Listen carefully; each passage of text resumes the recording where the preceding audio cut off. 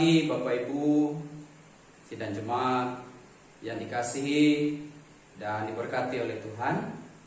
Pada pagi hari ini kita bersama-sama Anda mendengarkan renungan firman Tuhan bersama saya, Pendeta Harnata Karani. Bapak Ibu Saudara yang terkasih, firman Tuhan pada pagi hari ini didasari oleh Injil Lukas pasal 25 ayatnya yang ke-27 sampai dengan 32. Sebelum kita merenungkannya bersama-sama, mari kita berdoa. Kita satu di dalam doa. Selamat pagi, kami datang kepadamu ya Tuhan. Kami bersyukur berterima kasih karena Engkau memelihara kami dengan kasih yang luar biasa.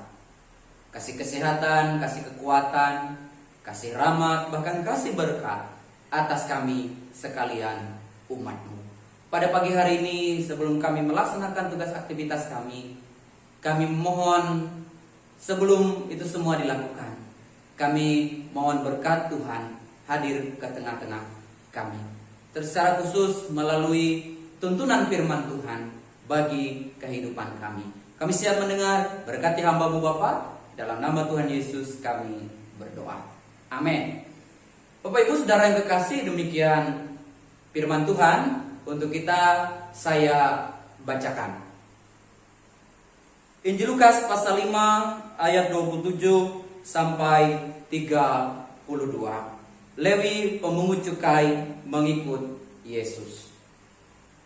Kemudian ketika Yesus pergi keluar, ia melihat seorang pemungut cukai yang bernama Lewi sedang duduk di rumah cukai. Yesus berkata kepadanya, "Ikutlah aku." Maka berdirilah Lewi dan meninggalkan segala sesuatu, lalu mengikut dia. Dan Lewi mengadakan suatu perjamuan besar untuk dia di rumahnya, dan sejumlah besar pemungut cukai dan orang-orang lain turut makan bersama-sama dengan dia. Orang-orang Farisi dan ahli-ahli Taurat bersungut-sungut kepada murid-murid Yesus, katanya, "Mengapa kamu makan dan minum bersama-sama dengan pemungut cukai dan orang berdosa?" Lalu jawab Yesus kepada mereka, katanya, "Bukan orang sehat yang memerlukan tabib, tetapi orang sakit. Aku datang bukan untuk memanggil orang-orang benar, tetapi orang-orang berdosa supaya mereka bertobat." Amin untuk firman Tuhan. Bapak Ibu Saudara yang kekasih dalam Tuhan Yesus Kristus, siapa yang sebenarnya membutuhkan Tuhan? Ini tema bagi kita pada pagi hari ini. Bapak Ibu Saudara yang kekasih dalam Tuhan Yesus Kristus, sikap hati yang keliru bisa menjadi penghalang untuk dekat dengan Tuhan. Sekali lagi, sikap hati yang keliru bisa menjadi penghalang untuk dekat dengan Tuhan. Kenapa demikian Bapak Ibu Saudara? Kita melihat dalam bacaan kita ya, ketika Yesus memanggil Lewi yang berprofesi sebagai pemungut cukai, Alkitab mencatat saat itu juga Lewi meninggalkan segala sesuatunya lalu mengikut dia, mengikuti Tuhan Yesus. Dan peristiwa ini sangat penting bagi Lewi, Bapak Ibu Saudara. Sikap hatinya menunjukkan bahwa ia menerima panggilan itu. Tapi lihat ya, Alkitab juga menjelaskan, melukiskan bahwa orang-orang Farisi ya, di antara para tamu undangan pada saat itu juga hadir ahli Taurat dan orang-orang Farisi. Nah, sikap hati orang-orang Farisi, Bapak Ibu Saudara, bersungut-sungut. Ya, bersungut-sungut karena Yesus dan para muridnya pada saat itu makan bersama dengan pemungut cukai dan orang-orang berdosa. Ya, dengan orang-orang berdosa. Orang Israel ya, dalam sejarahnya membenci para pemungut cukai. Kenapa? Karena bagi mereka, ya, para pemungut cukai ini bekerja untuk penjajah dan sering memungut lebih dari apa yang sudah ditetapkan oleh pemerintah pada saat itu mengenai pemungutan cukai. Dan juga para nabi melarang orang Israel itu makan bersama dengan pemungut cukai. Dari kisah ini Bapak Ibu Saudara, ya, kita menemukan sebuah kontras. Tuhan Yesus ketika memanggil orang Lewi, ya, si Lewi atau si pemungut cukai ini justru menemukan Tuhan. Dia kemudian ikut dengan Tuhan. Sikap hati yang kemudian mau menerima panggilan dari Tuhan. Sebaliknya, ahli-ahli Taurat dan orang-orang Farisi tidak, Bapak Ibu Saudara. Karena bagi mereka, bagaimana mungkin penjahat bisa mendapatkan Tuhan? Bagaimana mungkin seorang yang katakanlah berdosa bisa mendapatkan Tuhan? Sementara mereka, Bapak Ibu Saudara, adalah orang yang senantiasa mentaati perintah Tuhan. Bagaimana bisa orang berdosa yang justru menemukan Tuhan? Jelas bahwa siapa yang tidak ingin dekat dengan Tuhan? Siapa yang tidak ingin bersama dengan Tuhan? Tapi kemudian sikap hati Bapak Ibu Saudara yang kekasih dalam Tuhan, yang menunjukkan bahwa orang yang merasa pantas justru tidak pantas. Orang yang merasa layak justru tidak layak di hadapan Tuhan. Orang yang merasa tahu Tuhan justru tidak mengenal Dia. Seperti ahli-ahli Taurat tadi. Dan lihat, ketika Yesus menerima Lewi, itu bukan berarti Tuhan menyetujui semua kejahatannya. Namun yang ingin Alkitab katakan adalah bahwa dosa seseorang itu tidak menghalangi kasih Tuhan itu terhadap siapapun. Dosa tidak menghalangi kasih Tuhan terhadap umatnya. Justru hatinya yang susah.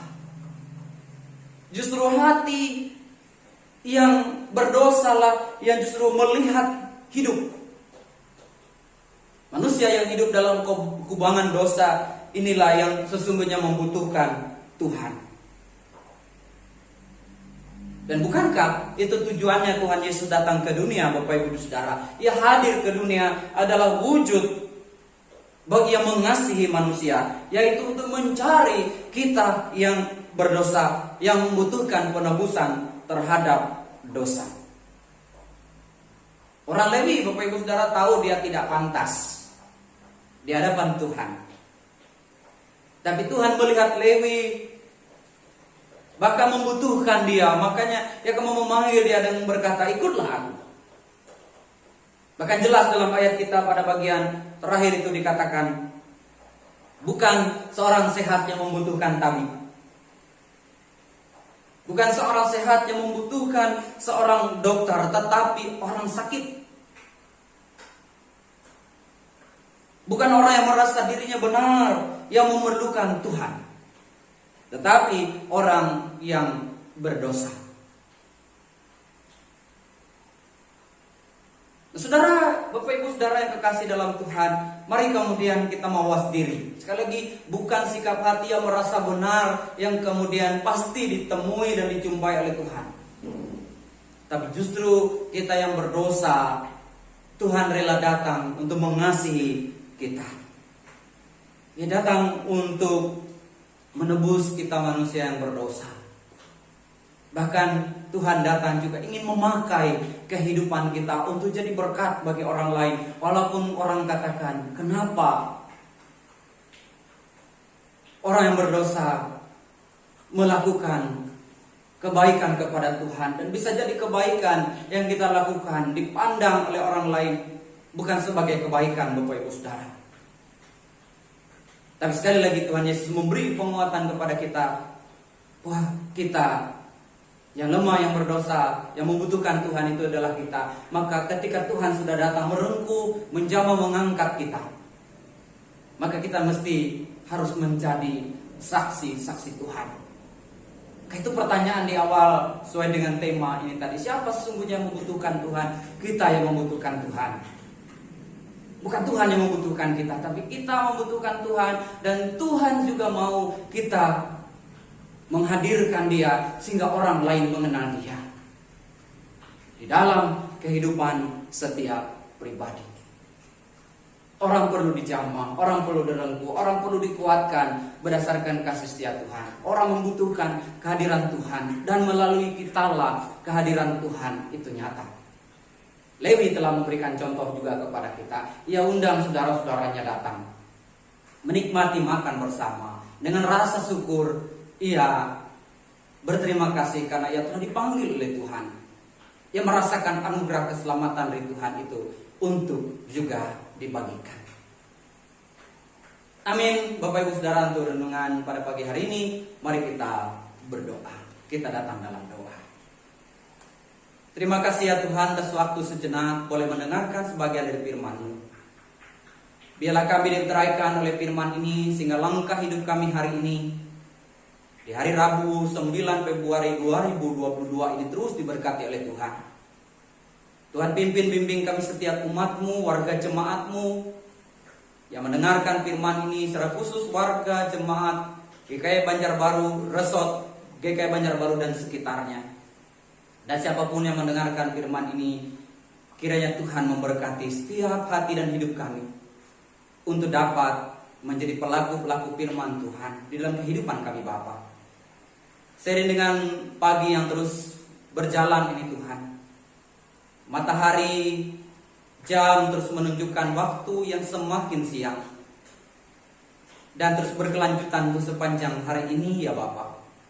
Karena itu hamba menyerahkan setiap pribadi, setiap jemaat, setiap keluarga agar diberkati oleh Tuhan hari ini, dibimbing oleh Tuhan hari ini. Diberkatilah setiap usaha kerja kami, diberkatilah hidup kami, diberkatilah tugas panggilan kami hari ini Bapak. Diberkati kami dalam menghadapi setiap tantangan kehidupan. Biarlah semua dapat kami lalui lewati dengan baik. Hibur, kuatkan kami, pulihkan, sembuhkan kami ketika sakit, lemah, bahkan berduka cita. Penghiburan yang sejati datang dalam kehidupan kami Tuhan. Dan berkati kami ketika dalam hari-hari ini kami memasuki kembali pemberlakuan PPKM ya Tuhan. Bahkan aktivitas-aktivitas juga mungkin dibatasi, tapi kami mau ya Tuhan tetap dalam segala sesuatu yang baik untuk kami jalani dan lakukan. Berikan pemulihan kesehatan kepada kami, berikan kami imun tubuh yang baik ya Tuhan, sehingga kami dapat terhindar dari pandemi COVID varian Omikron ini dalam hari-hari yang akan datang. Diberkati kami dalam keluarga, berkati anak-anak kami dalam masa-masa pendidikan mereka. Mereka harus mengikuti pendidikan dengan kembali secara daring ataupun juga mengikuti dengan pembagian kelas ya Tuhan. Tetap semua dapat diikuti dengan baik. Kami serahkan hidup dan kehidupan kami hari ini ya Tuhan kepadamu. Segenap kehidupan kami, segenap tugas tanggung jawab kami, segenap apa yang kami boleh lakukan, semuanya kami pertaruhkan dalam Tuhan. Beserta dengan doa-doa kami terhadap harapan-harapan yang lain, bangsa, negara, pemerintah, gereja Tuhan, para hamba-hambamu. Biarlah Engkau selalu berkati dimanapun kami hidup dan melayani. Terima kasih Bapa, ini doa pagi kami, diberkati dalam nama Tuhan Yesus Kristus. Kami sudah berdoa. Amin. Salam, selamat pagi.